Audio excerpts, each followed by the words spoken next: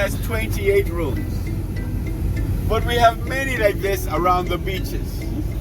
10 rooms, 18 rooms, 9 rooms. Everything here is mom and pop operated. You will find nothing international. It's one of those islands, there's total tranquility, total peace. If you're looking for peacefulness, this is it. If you are still a young person trying to make a future and trying to get a hold of that dollar, this is the wrong island. Our other islands are more suited.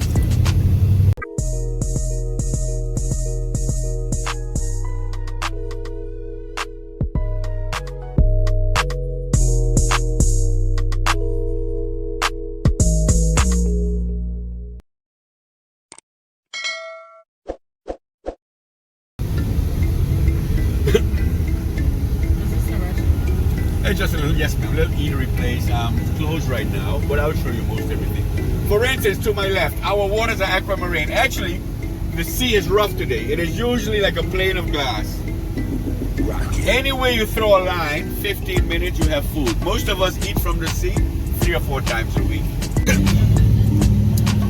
Yeah, our biggest problem, our crazy white people. It's 2 ships every day, and it's just our way. Anyway, Turks and Caicos Islands.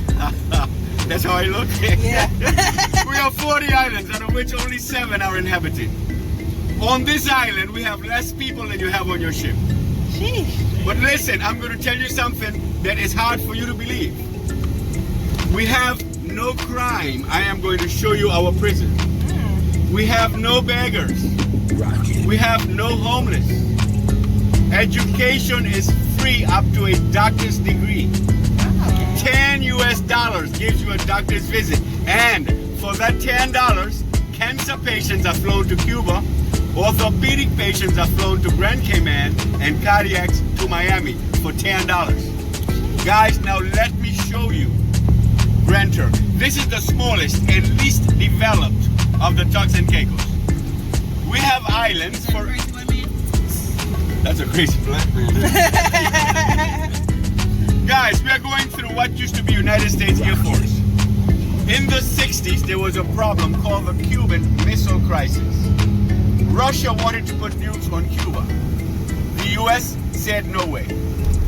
Grand Turk is 90 miles from Cuba. And while Russia and Cuba assumed the US would invade from the sea or the mainland, they were going to invade Cuba from Grand Turk. Now, most of you in school would have learned about the Cuban Missile Crisis. What you would not have heard of is what I just told you. It was top secret. Lucky for us on Grand Turk, it didn't happen. Because Grand Turk can be sunk with a firecracker, not a bomb. Russia most likely would have invaded Grand Turk. Nevertheless, let me go into some history for you. Slavery was brought to this island to produce sea salt. I am going to take you through an area that dates back to slavery, still standing. You guys must know Lisa Ray McCoy, a movie star. She was married to our premier. You must have known some of that too. Good. There's a lot of gossip I'll give you in the window. Right? Nevertheless, let's continue. Our most developed island is called Providenciales. From Providenciales, that is where our international airport is at. 14 flights every day to the US mainland. 7 flights every day to England. 7 flights every day to Canada. And we do the whole Caribbean. Some islands 3 times every day. But we visit the Caribbean every day. Some islands we fly 3 times. Now, all islands have airports. I am going to now show you the airport for Grand Turk. On this airport, you do not need a reservation. You walk in, you buy a ticket. Could be to Japan, wherever you want to go. In half an hour, a plane will pick you up. Oh, wow. It's every half an hour. I need to move here. You can access any island. In other words, remember our international airport is a problem. Yeah.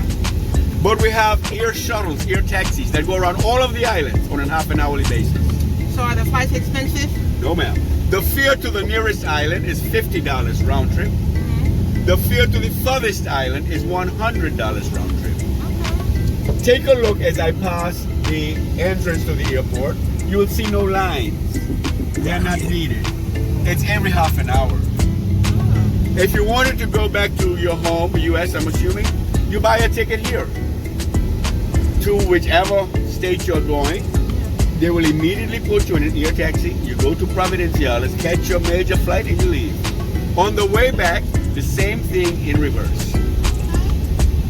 These cars you see here in the parking lot, they are natives of Grand Turk that work on other islands and they commute daily. They fly in and out every day.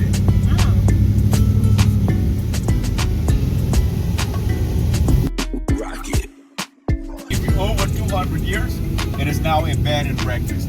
This area I'm taking you through dates back to slavery. All of it is of that period. And I'll point out the homes as I go along. To my right, 200 years abandoned. My ancestors were not able to walk this street unless it was to wash somebody's clothes or clean somebody's yard. As all Turks and Caicos Islanders, just like Bahamians, we're all descendants of slavery.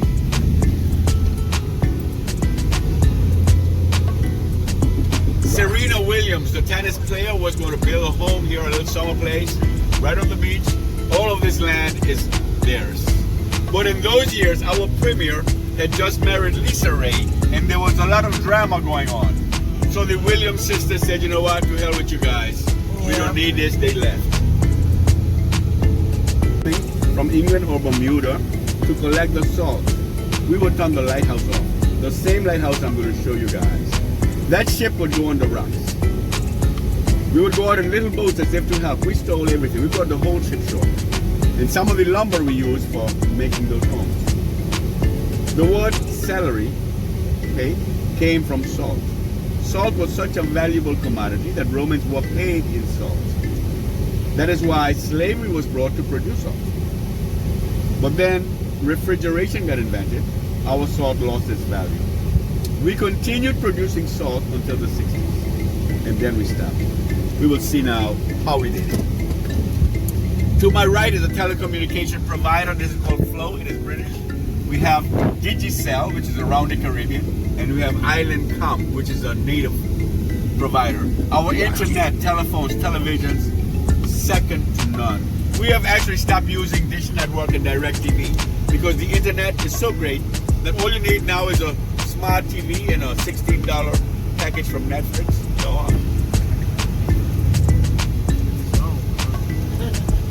yes, sir. Life is simple.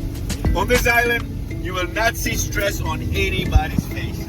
Now, most of us are retired. I am not rich in money. I'm a millionaire in peace. You see, once you're satisfied with your lot, I know I'm not getting any more than this. I'm happy. My tomorrow's meal, I know where it's coming from. I'm happy as hell. When the tide is high, the ponds fill. When the tide is low, the ponds empty. To make salt, we allow them to fill. We would lock the canals off. Then the sun did the evaporation, leaving the salt content. Like I said though, we have not made salt since 1960. The canals remain open. So every time the tide is high, the 4 ponds fill.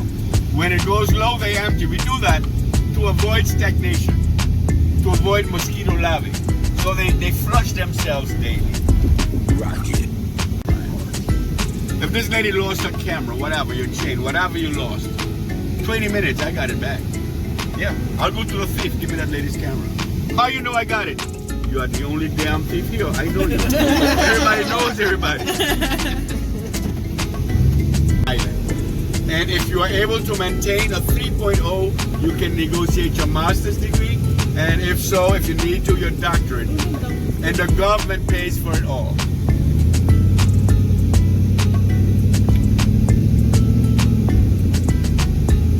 Is this the only college on the island? Every island has school sittings and capacity depending on its population. I got you. But I will show you all of the schools actually right now. We're going to see the whole island. Real quick, all right? I got you. Real quick. Wait, can you take my picture? What's happening, homie? Look at the donkeys.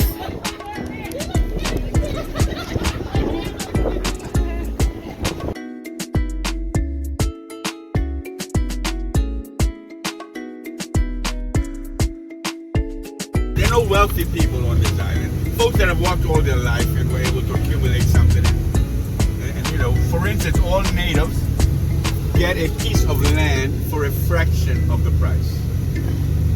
So once you can prove that you can build a house to a certain limit, you would get a piece of land somewhere here.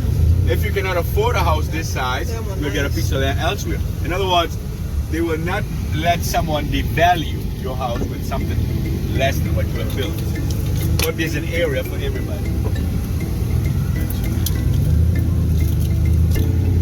Now, this is a bird's eye view of Grand Turk from its highest point, 80 feet above sea level. I apologize for the city dump being in our faces. We had nowhere else to put it.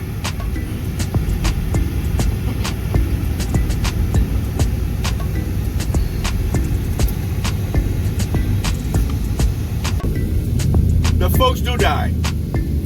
The natives are very religious. On a Sunday, you are in church or at home. And when one dies, one is buried in the yard of the church that one attended. But I will show you.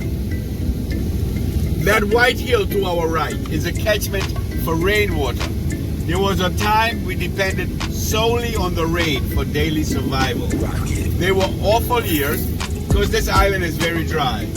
Today we desalinate. We create drinking water from the sea.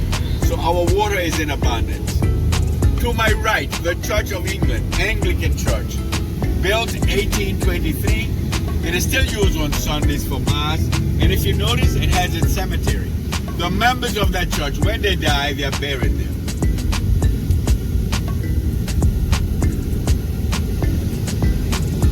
To our left, this whole block from here straight down to the end is high school. Most Caribbean countries uniform their high school children. We do also. And our school year is similar to the U.S. I'll drive slow across here. You might be able to take a peek in one of the classrooms. Yeah. There are approximately 18 students per teacher or per class. So we try to keep the numbers manageable. To our right, another church, the Baptist Church. And if you notice, it has its cemetery. Now the Methodist, the Baptist, and the Anglican are the bigger denominations. But all of the Christian representations are right here. You can find them all. To my left, another church, the Methodist Church. Now we do bury below ground. The reason the tombs are built that way is that more than one family member is lowered in the same grave. And something I think New Orleans or something like that.